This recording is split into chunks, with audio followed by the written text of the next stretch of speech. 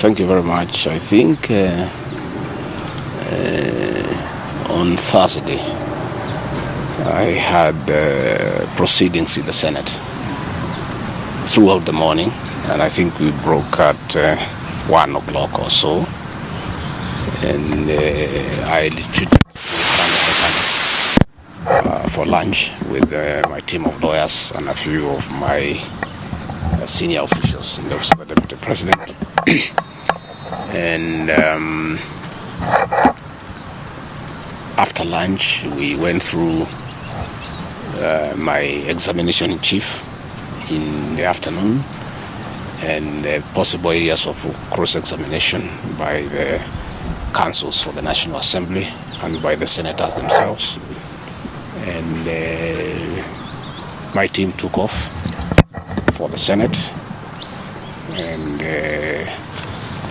I went through my office to pick my notes.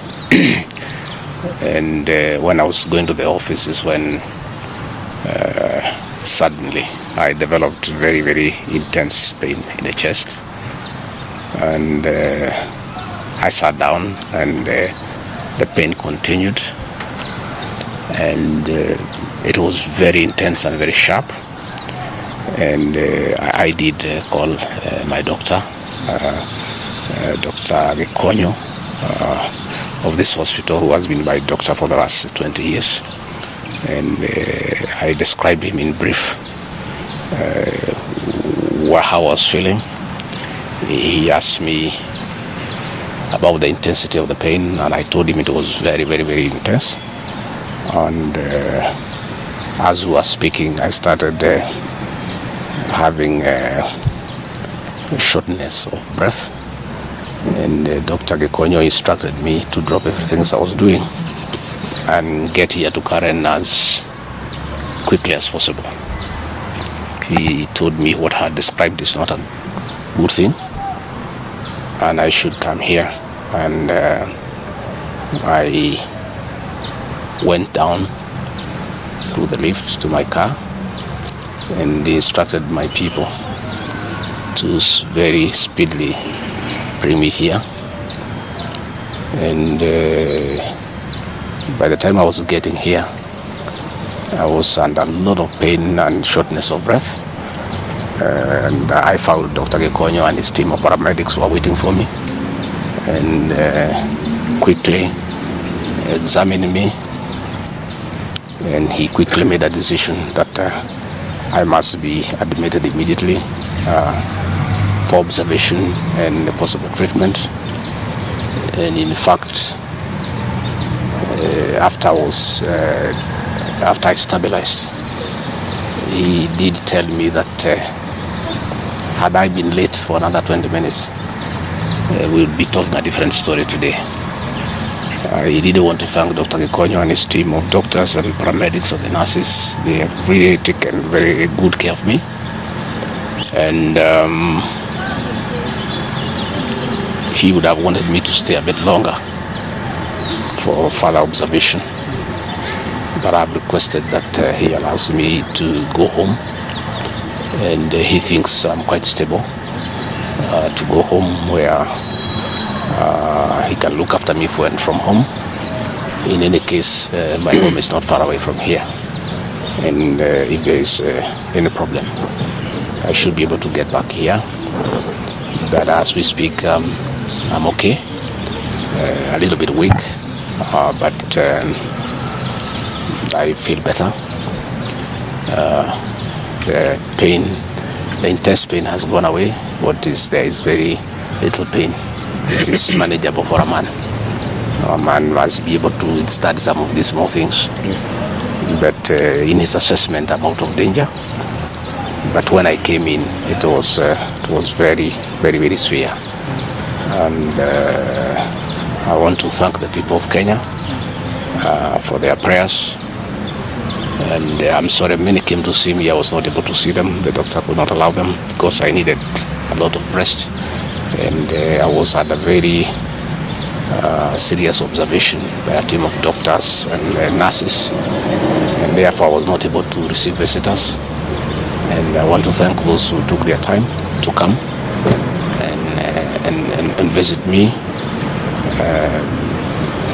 Millions of Kenyans who have been praying for me for my quick recovery. I really want to thank them and to say that I will remain forever indebted to them for their concern, for their love, and for wishing me quick recovery. Very unfortunate turn of events there that particular time.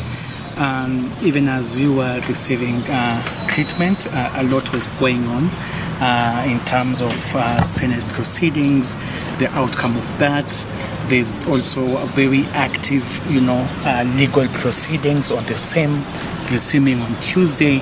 In the wake of all this, even as the doctor has recommended that you have a sufficient rest at home, but maybe just tell us, will we be seeing you active? Will you respond to all these issues that are going? We're talking about a parliamentary outcome, we're also talking about a legal process which is so intense that has even involved a 3-judge bench.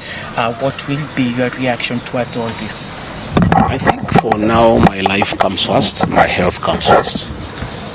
It's unfortunate that when I was here in hospital, my brother and friend, President William Ruto, ordered for the withdrawal of my security from the hospital here. I've been here alone without a single officer looking after me. He ordered the withdrawal of security guards in my rural home in Nyeri, in my private home here in Karen, and all officers who are close to me were disarmed and given a warning that they should not be anywhere near me. I didn't know President William Ruto can be that vicious. I'm shocked by how vicious a man I helped to be president, a man that I believed in, a man that I was persecuted when supporting him, could be so vicious against me when I'm literally fighting for my life in hospital. How cruel can a man be? As we speak today, the Deputy President of the Republic of Kenya, Gachagua, has no single security officer around him.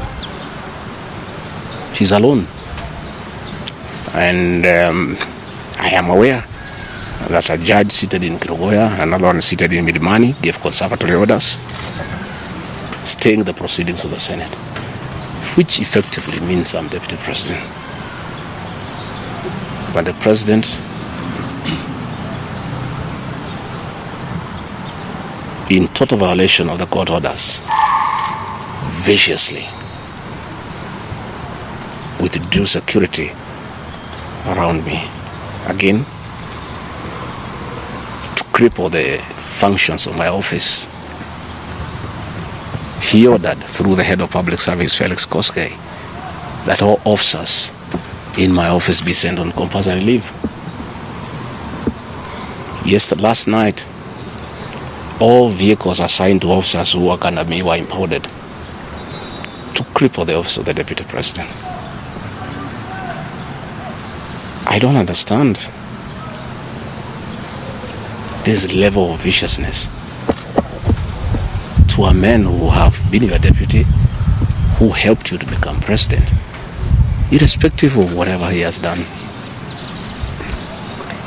At his lowest moment in life, when he's literally struggling to stay alive,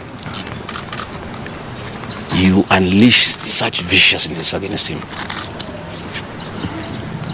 I bear no grudge against anybody, but I had not seen that in President William Ruto. The man I'm seeing is not the one that I thought that I knew. I know there was concerted effort that I should not go to Kwale for the celebration. Wilson Airport were told that I should not go through Wilson Airport. All owners of helicopters were told that I should not be allowed to use any of them to go to Kwale. I don't understand. But as I say, I want the people of Kenya to know As I go home today, I have no security. And it's good that they know. And if anything happens to me or my family, President William Ruto must be held to account. We've made many mistakes in life.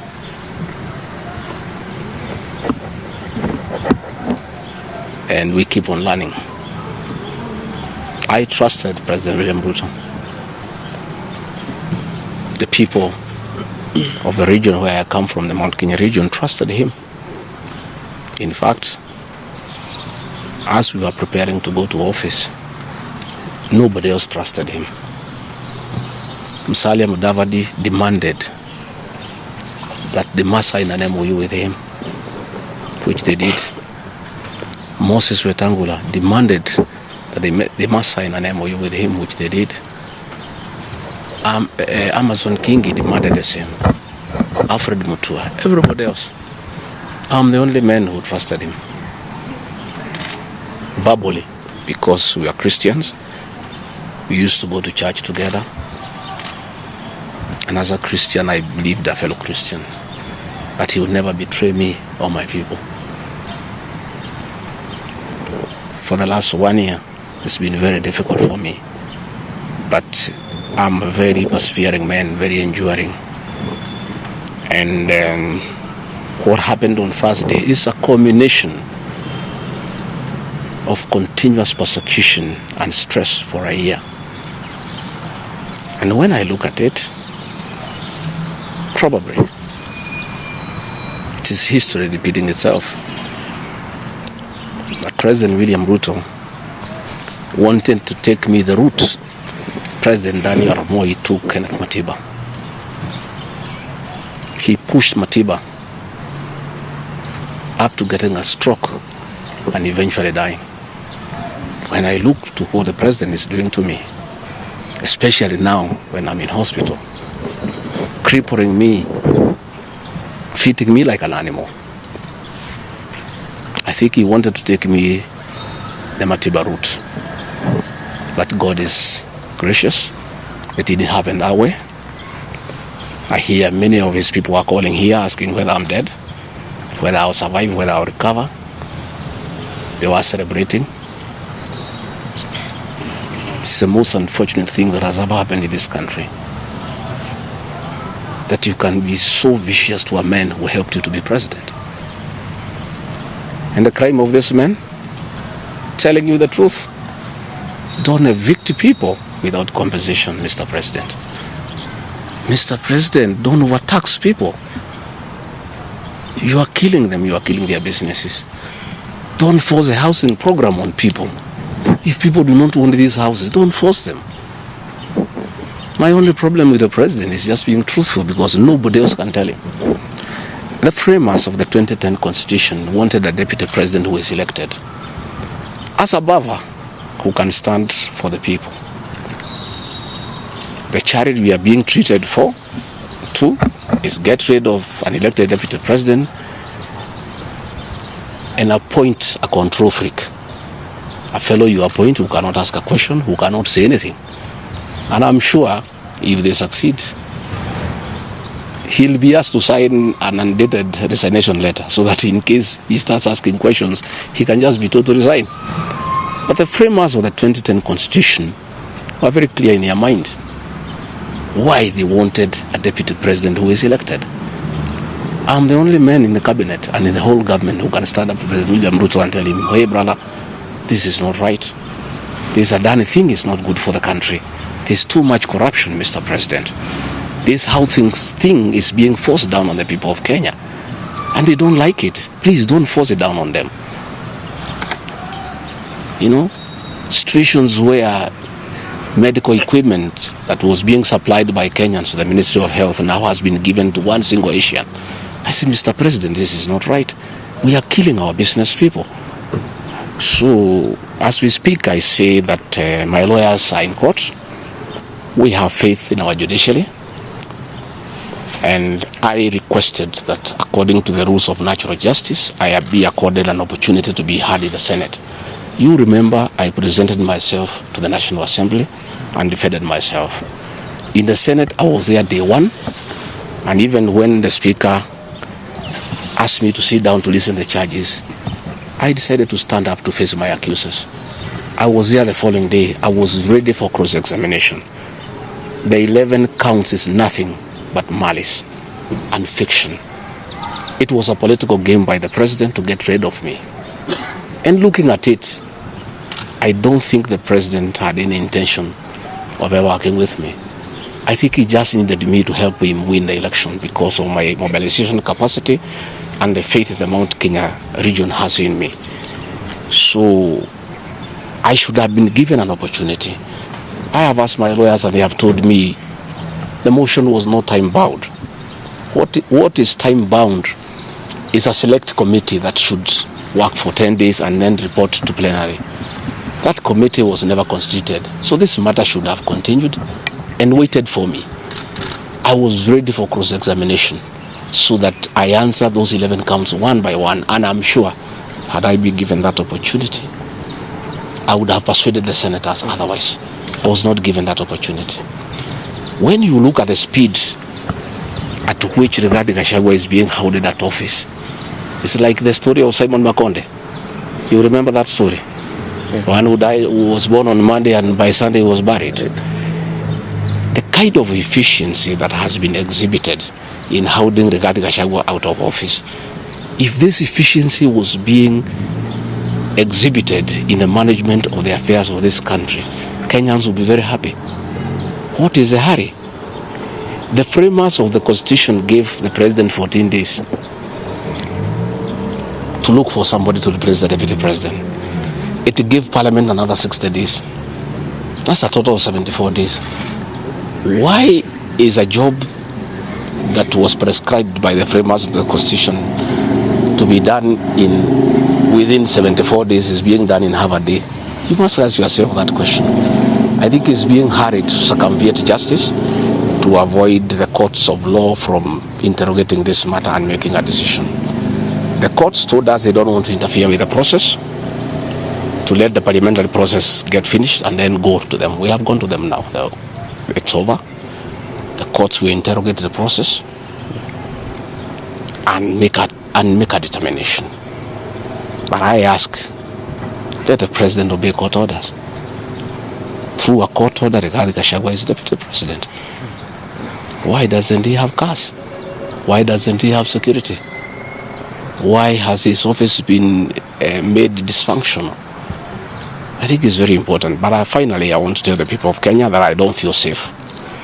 And for the first time, let me say that on 30th of August in Kisumu, undercover security agents entered my room in Kisumu and bagged it, and one of them tried to poison my food.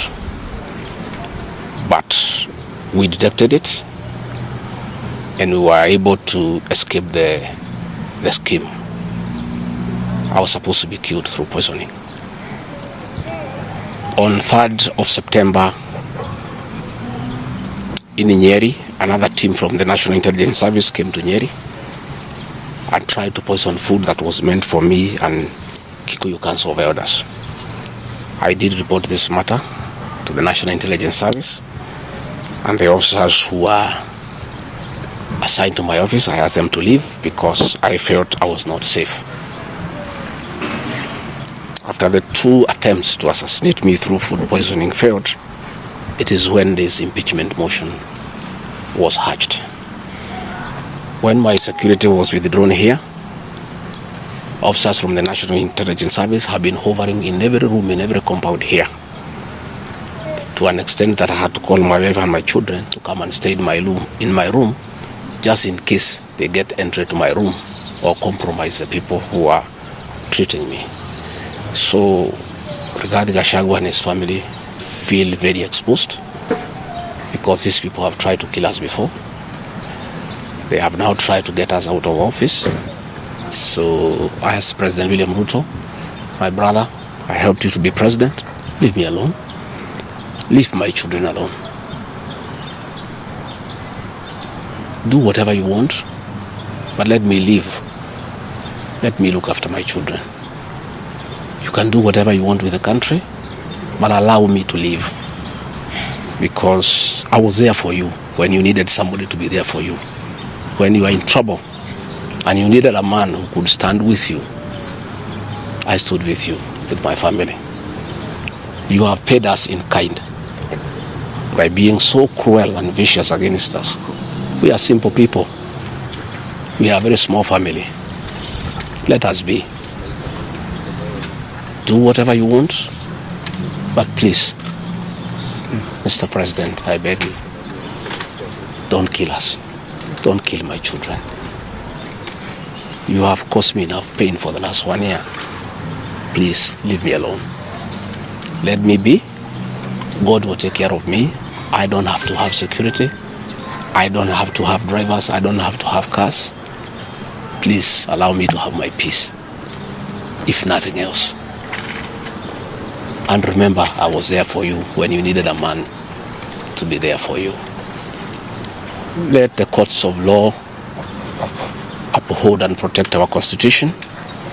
I ask the Chief Justice, Martha Koome, to live true to the fidelity of our Constitution, to make sure that this is a country of the rule of law, to allow the court process to take place and ensure that this process is not nugatory.